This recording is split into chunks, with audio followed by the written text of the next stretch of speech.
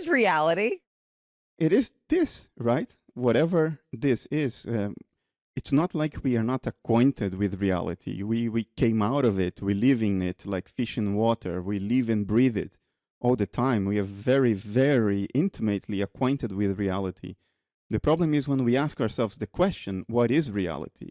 And then we want to sort of capture that in some nice, neat conceptual framework, hopefully without contradicting ourselves in the process. And that's what is difficult. There are many different versions of reality that we can interface with. One of my father's, favorite quotes was "La vida es sueño." Life is a dream.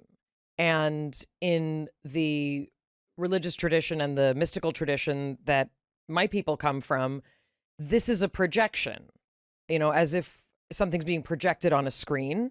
The Matrix movies came closest to kind of articulating what many of us have as our mystical legacy, right, over thousands of years.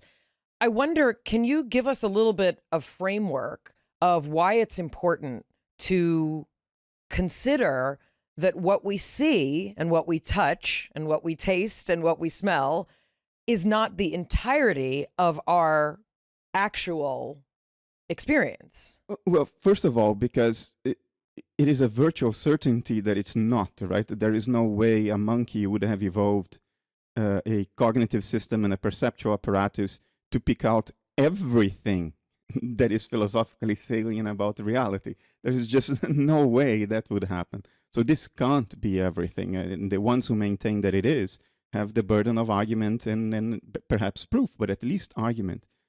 Our conception of what this is, especially if we understand this to be all or a sliver of reality, it modulates our sense of meaning, our sense of purpose, the way we relate to ourselves, to other people, to animals and nature at large, the way we relate to past and future, very important.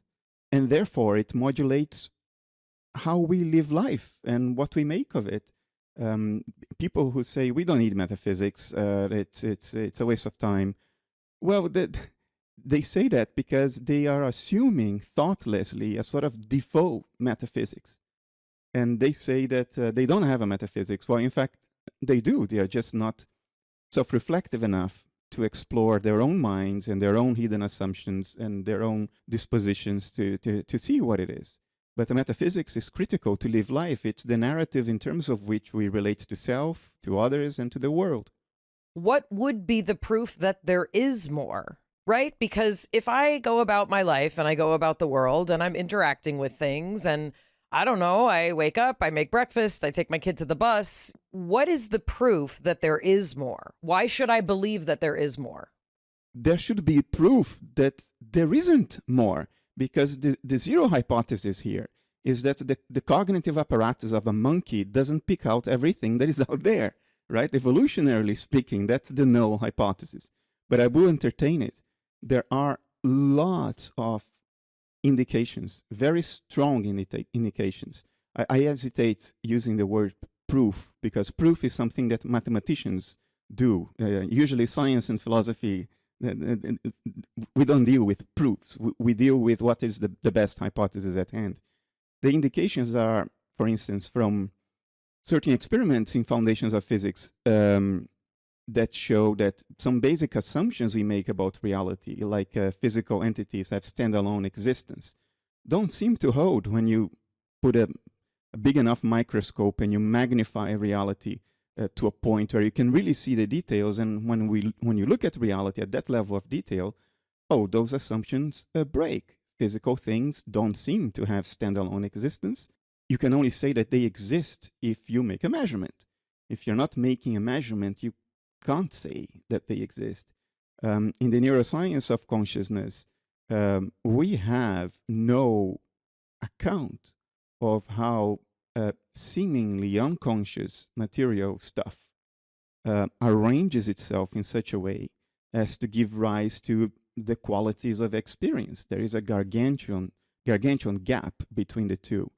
I'll limit my answer to these two fields. I could go on and on, but these two fields very compellingly tell us that our little narratives of completeness, they don't hold. There is more going on than we think, because we don't have an explanatorily satisfying account of the world.